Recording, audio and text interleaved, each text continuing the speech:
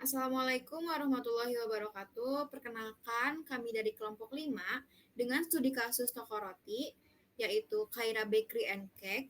Perkenalkan, di sini nama saya Dia Nur Anggraeni dengan NRP 16 2023 028 sebagai analis. Lalu rekan saya, Dan saya Akila Hasna dengan NRP 16 2023 031 sebagai developer. Lanjut rekan saya.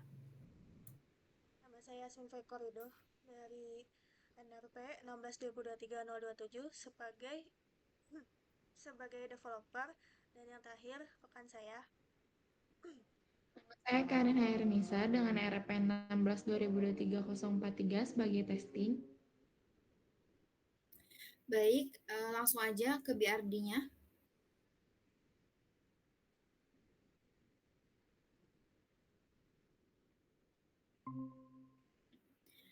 Nah, boleh scroll ke atas dulu. Di sini ada BRD atau Business Requirement Document dengan project name Khaira Cake and Bakery. Lanjut ke bawah. Website Khaira Bakery ini merupakan platform e-commerce yang dirancang untuk mendukung operasional bisnis bakery melalui sistem digital yang efisien dan aman. Tujuan utamanya yaitu business requirement ini merincikan kebutuhan fungsional sistem, mulai dari fitur loginnya, registernya, sampai checkout. Itu lanjut. Di sini ada project description-nya. Di sini tuh project ini bertujuan untuk membangun sebuah website e-commerce bernama Khaira Bakery yang dirancang khusus untuk membantu operasional bisnis bakery dalam menjual produk secara online. Lanjut. Nah, di sini ada project scope-nya. Apa sih project scope-nya? Yaitu bertujuan untuk membangun sebuah website e-commerce yang mendukung penjualan produk roti dan kue secara online. Lingkup pekerjaan mencakup pengembangan fitur utama yang dibutuhkan oleh pelanggan seperti pendaftaran login, pencarian produk, manajemen keranjang belanja, pemrosesan pembayaran, lalu untuk adminnya itu di sini ada menyediakan panel kontrol untuk mengelola data produk, pesanan pelanggan serta laporan penjualan. Gitu. Di sini di bawahnya ada in-scope itemnya. Yang pertama fitur register customer dan login untuk admin. Di sini output of scope-nya itu adalah penjualan bakery. Yang kedua, item kedua yaitu pencarian produk keranjang belanja dan checkout. Di sini outputnya adalah integrasi produk bakery dengan user. Lalu item yang ketiga ada dashboard admin untuk kelola produk, pesanan pelanggan, dan laporan. Outputnya adalah integrasi dengan database eksternal. Lalu item yang ketiga adalah pengelolaan produk dan konfirmasi pembayaran. Outputnya yaitu pelaporan dan pengelolaan. Selanjutnya ada present process. Ke bawah. Nah, di sini tuh bisa dilihat sebelumnya itu transaksi masih menggunakan WhatsApp. Jadi masih by WhatsApp. Dilakukannya by WhatsApp, belum terintegrasi secara online gitu. Dari WhatsApp dulu adminnya nge-list secara manual pesan apa aja yang masuk, lalu dibikin. Nah, dengan adanya website Khaira ini diharapkan ke bawah pemesanan ini menjadi lebih terintegrasi, tercatat dengan tersistem lewat website Khaira. Ke bawah terus. Nah, lanjut, ini ada bisnis drivernya. Di sini yang pertama ada peningkatan akses pasar, yang kedua ada efisiensi operasional, lalu yang ketiga ada perubahan perilaku konsumen dan persaingan pasar. Di sini ada beberapa bisnis driver yang berpengaruh gitu ya. Lanjut.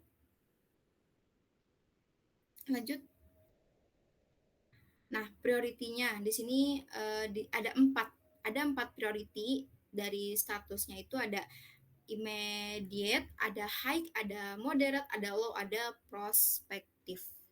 Selanjutnya.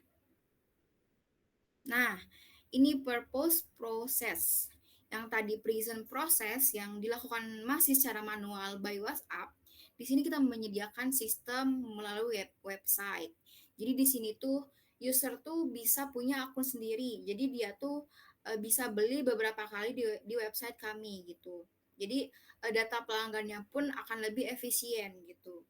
Nah, dari pertama ini masuk melalui WhatsApp, lalu register akun. Di sini customer atau pelanggan bisa ngebuat akun, lalu ke bawah.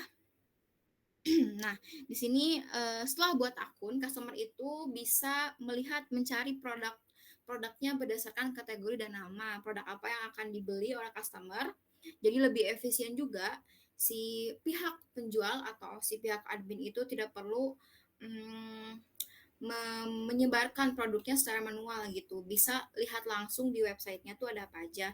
Lalu si customernya pun bisa langsung check out, bisa langsung masukin si produknya apa aja di keranjang gitu. Bisa lihat harganya pun berapa. Nah, lalu bisa melihat harganya dan customer pun bisa setelah melihat harganya customer bisa langsung check out dan pembayaran itu melalui transfer dan pelanggan bisa menyerahkan bukti pembayaran di website tersebut gitu.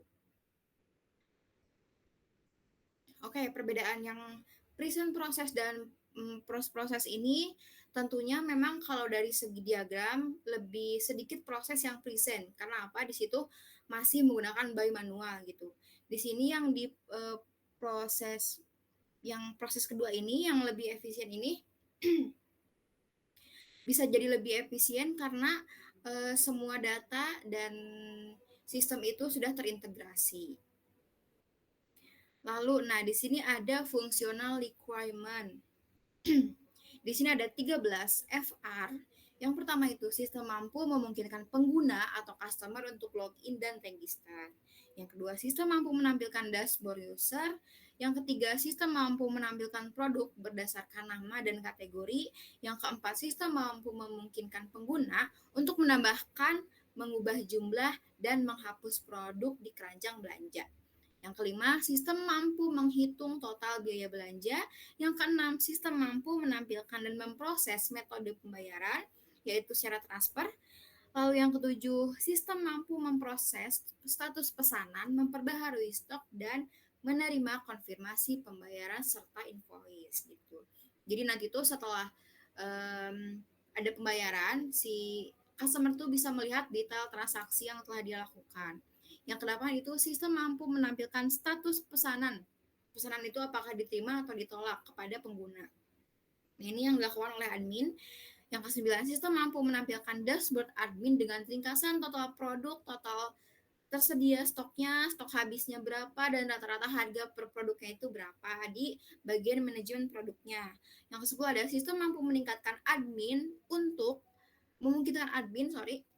menambah, mengedit, dan menghapus produk dari katalog gitu. Ini grupnya admin. Lalu yang ke-11 itu sistem mampu memungkinkan admin melihat dan mengelola daftar pesanan beserta statusnya. Yang tadi tuh di FR yang kesekian tuh ada pesanan tuh bisa ditolak atau diterima dan itu dilakukannya oleh admin.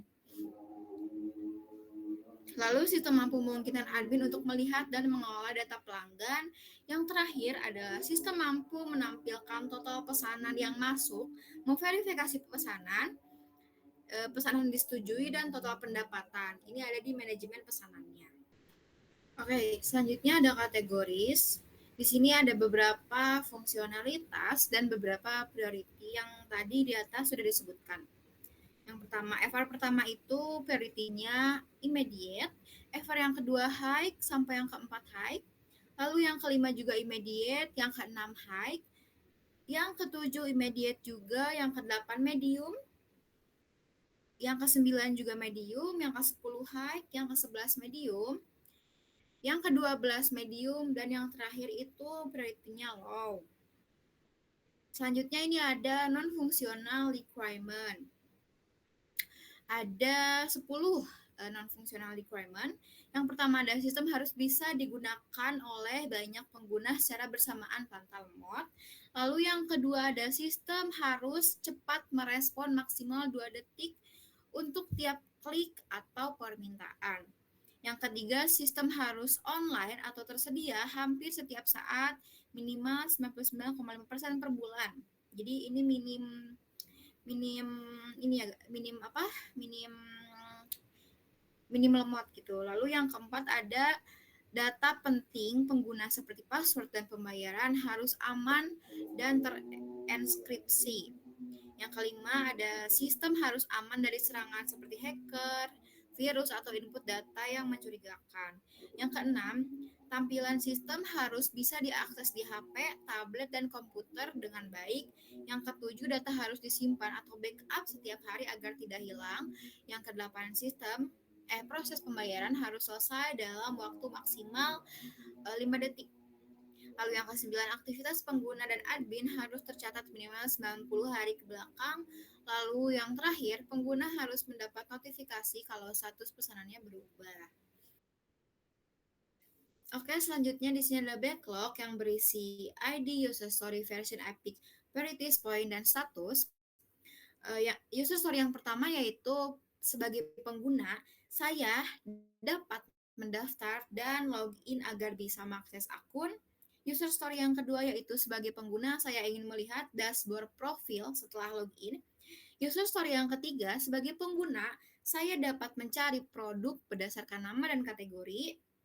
Lalu yang keempat, sebagai pengguna, saya dapat menambahkan, mengubah jumlah dan menghapus produk di keranjang belanja. Yang kelima, sebagai pengguna, saya ingin sistem menghitung total biaya belanja, termasuk pajak bila ada. Lalu yang keenam, sebagai pengguna, saya dapat memilih dan menggunakan metode pembayaran. Selanjutnya ada ID KR7. Di sini user story-nya adalah sebagai sistem, saya dapat memproses pesanan, memperbaharui stok, dan menerima konfirmasi pembayaran. Lalu yang ke-8 yaitu sebagai pengguna saya ingin dashboard ringkasan produk, stok tersedia, stok habis, dan harga rata-rata. KR yang ke-10 yaitu sebagai admin, saya dapat menambah, mengedit, dan menghapus produk dari katalog. KR yang ke-11 sebagai admin, saya dapat melihat dan mengelola daftar pesanan beserta statusnya. Yang ke-12 yaitu sebagai admin, saya dapat melihat dan mengelola data pelanggan. Yang terakhir, sebagai admin, saya dapat melihat total pesanan masuk, status verifikasi, dan total pendapatan. Nah, dari backlog yang tadi ini, kita bagi menjadi satu sprint saja dengan durasi kurang lebihnya 1 bulan. Di sini langsung ke bawah.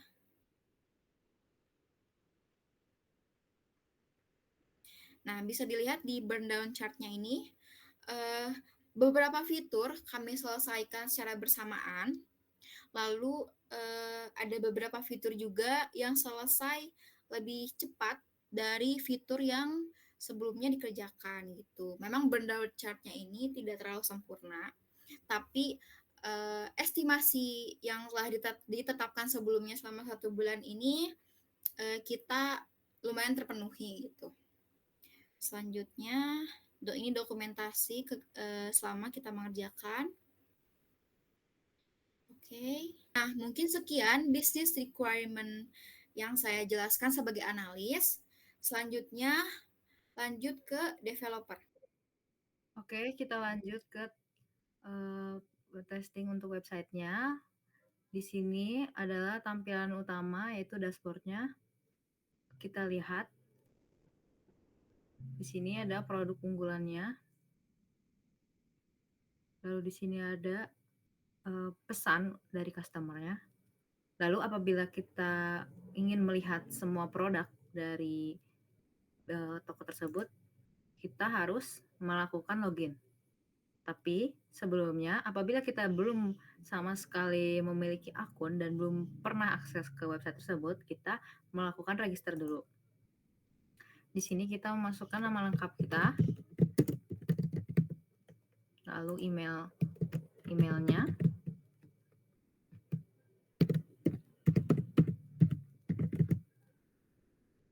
di sini kita masukkan password.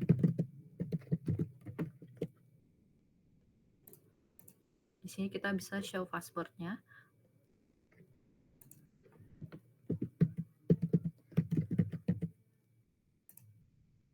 Oke, lanjut. Apabila kita sudah memenuhi syarat tersebut, kita langsung setujui. Di sini sudah berhasil. Lalu apabila sudah berhasil register, maka tampilan akan lanjut ke halaman login. Kita masukkan yang tadi kita buat akunnya. Di sini kita bisa mengingatkan bahwa kita sudah pernah masuk ke website ini. Lalu kita masuk ke akun. Di sini sudah masuk ke halaman utamanya tadi, dan di mana kita bisa mulai memesan produk yang kita inginkan. Lalu di sini kita juga sudah bisa melihat semua produknya. Oke, lanjut kita di sini ke fitur seluruh produk, yang dimana ada fitur searching, fitur semua kategori. Di sini ada cheesecake, coklat cake, cupcake, donat, macaron, muffin, pancake, pastry. Lalu ada kategori nama Z sampai Z, harga terendah, harga tertinggi, dan terbaru. Lanjut, saya ingin check out Forest Berry Chocolate Cake. Maka akan ada notifikasi yang dimana produk saya sudah masuk ke keranjang. Kita akan langsung pencet ke keranjang, maka produk tadi sudah terkonfirmasi. Lanjut ke tahap pembayaran. Lalu di sini diminta untuk transfer ke rekening tersebut. Maka setelah transfer saya harus menguploadkan bukti transfernya. Di sini saya akan mengupload bukti transfernya. Setelah mengupload bukti transfer, maka saya akan mengkonfirmasi pesanan. Oke, pesanan tersebut sudah saya konfirmasi. Lalu saya harus menunggu verifikasi dari admin. Apabila admin menyetujui, maka verifikasi saya sudah akan berubah. Oke, di sini kayak saya tinggal menunggu verifikasinya.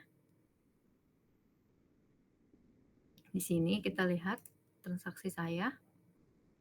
Oke, transaksi saya sudah jelas di sini. Transaksi saya sudah masuk. Dan saya tinggal menunggu konfirmasi dari admin. Maka lanjut ke developer selanjutnya. Terima kasih. Oke, di sini saya akan menjelaskan bagian adminnya. Di sini kita masuk dulu sebagai admin. Kita ketik dulu email address-nya. Oke, untuk passwordnya kita masukkan.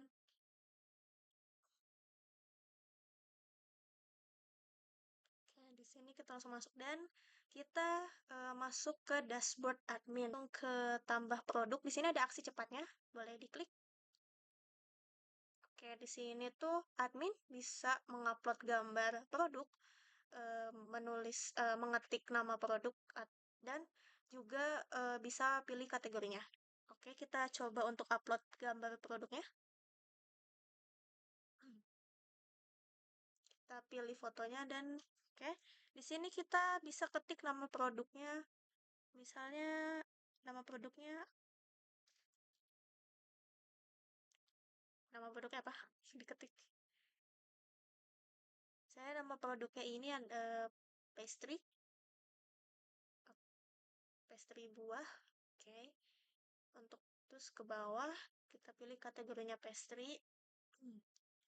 Terus di sini juga kita bisa ketik atau isi deskripsinya. Misalnya pastry ini mengandung buah. Seperti itu contohnya. Oke, di sini kita bisa isi harganya bebas. Mau berapa harganya? Di 23.000. Untuk stoknya kita bisa isi juga. Misalnya 23.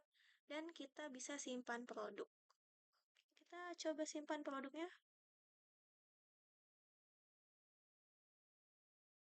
Nah, di sini produk berhasil ditambahkan. Di situ ada tertera daftar produk.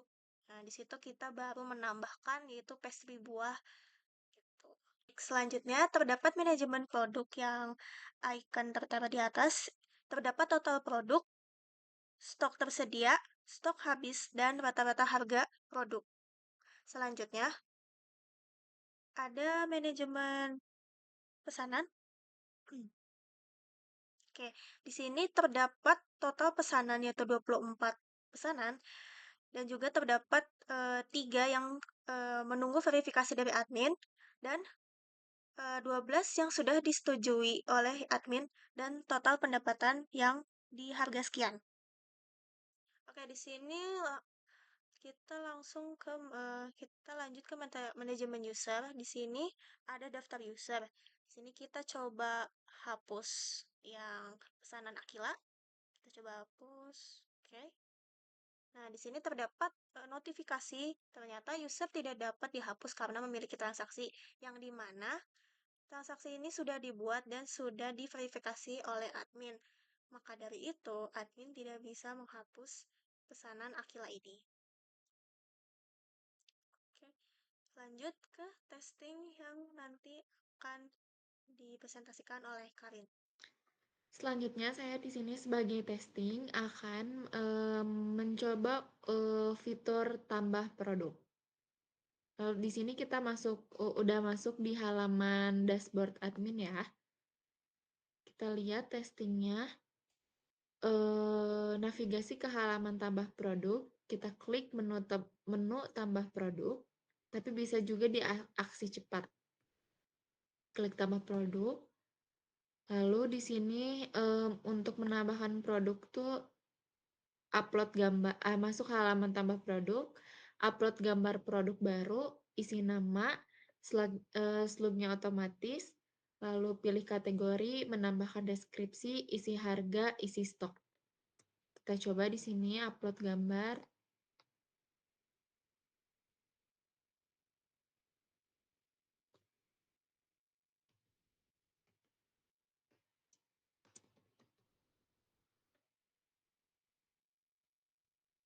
Dengan kategori coklat cake, kita isi deskripsinya.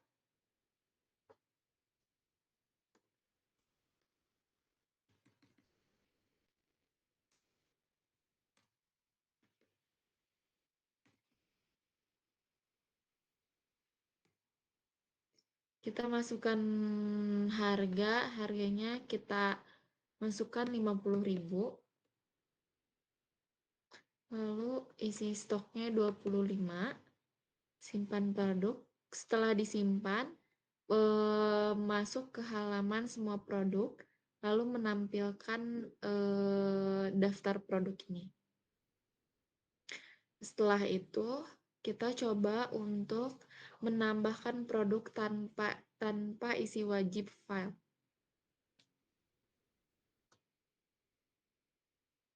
Kita masuk ke halaman tambah produk lagi, kita tidak usah mengisi apa-apa. Akan muncul seperti apa? Akan muncul error ya. Di sini sama validasi error. Produknya tidak akan tersimpan. Lalu selanjutnya kita akan coba upload gambar selain JPG atau PNG. Masuk halaman tambah produk, upload gambar yang salah, isi semua file, lalu klik simpan produk. Di sini tampil error. Post conditionnya gambar tidak akan terupload atau tersimpan. Mari kita coba. Kita upload file PDF. Akan tersimpan atau tidak.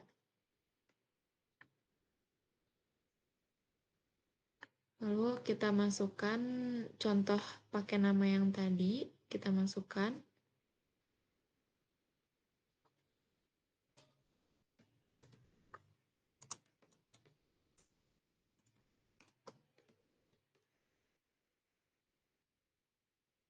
Simpan.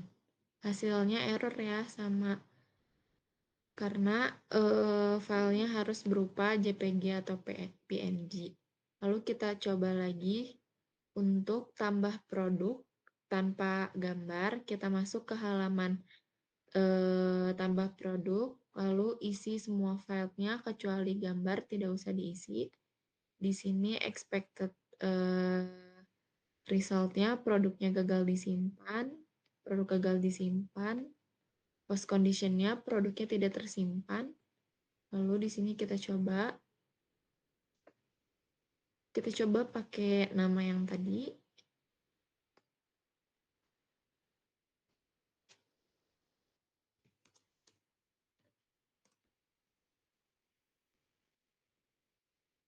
Lalu kita simpan. Selanjutnya di sini saya akan mencoba fitur kategori. Untuk memindahkan ke halaman kategori, kita klik menu kategori, lalu expected result-nya sistem akan mengarahkan ke halaman kategori, aktual result-nya sistem akan mengarahkan ke kategori, terus post condition-nya admin dapat mengelola halaman kategori. Lalu di sini kita akan mencoba apakah bisa.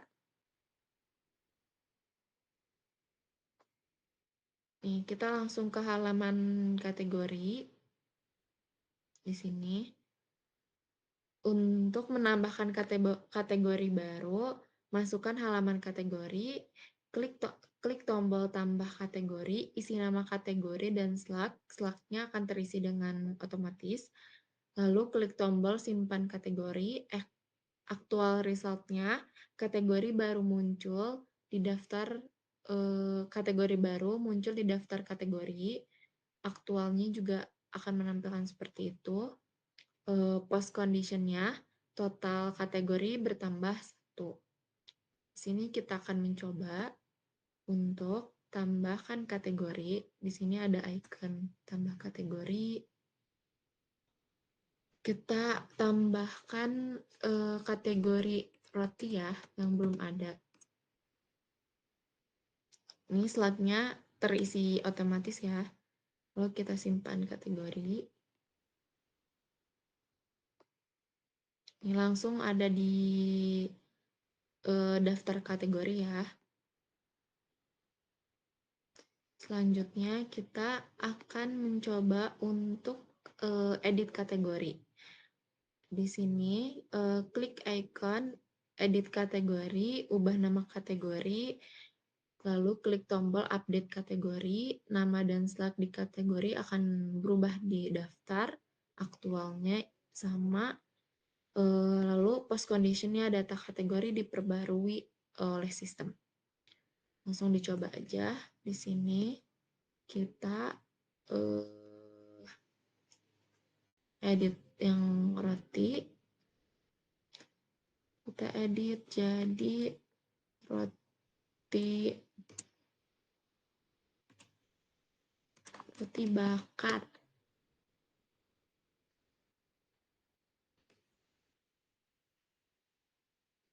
Lalu kita coba untuk update kategorinya.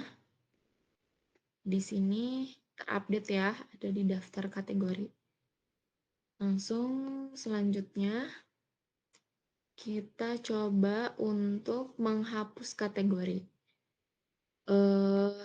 Di fitur penghapusan kategori ini, klik icon hapus pada kategori, langsung muncul pop-up, terus langsung kita klik, bisa klik hapus atau batal. Kita coba dihapus. Aktual result-nya, kategori akan hilang. Post condition-nya data kategori terhapus dengan permanen. Langsung kita coba aja. Kita coba hapus kategori roti bakar, langsung muncul pop-up. Ini kalau diklik batal, tidak akan terhapus. Kita coba lagi, klik hapus. Total kategorinya berkurang. Dan di sini udah nggak ada lagi kategori roti bakar ya. Lanjut kita ke fitur cari kategori. Masuk ke halaman kategori, klik di tombol pencarian, klik enter atau icon search. Lalu di sini ya aktual result-nya hanya kategori cake yang akan ditampilkan, aktualnya juga, lalu post condition-nya menampilkan filter daftar kategori aktif. Langsung saja kita coba cake. Nih, langsung menampilkan daftar kategori yang ada tulisannya cake ya. Lanjut. Validasi file kosong, masuk halaman kategori, klik tambah kategori, kosongkan semua file, klik simpan. Di sini aktualnya akan muncul pesan error. Post condition-nya juga datanya tidak akan tersimpan. Kita coba lagi ke tambah kategori ya. Di sini kita tidak akan mengisi apa-apa karena kita coba akan error atau enggak. Ternyata error ya, akan nampilin untuk suruh mengisi nama kategorinya.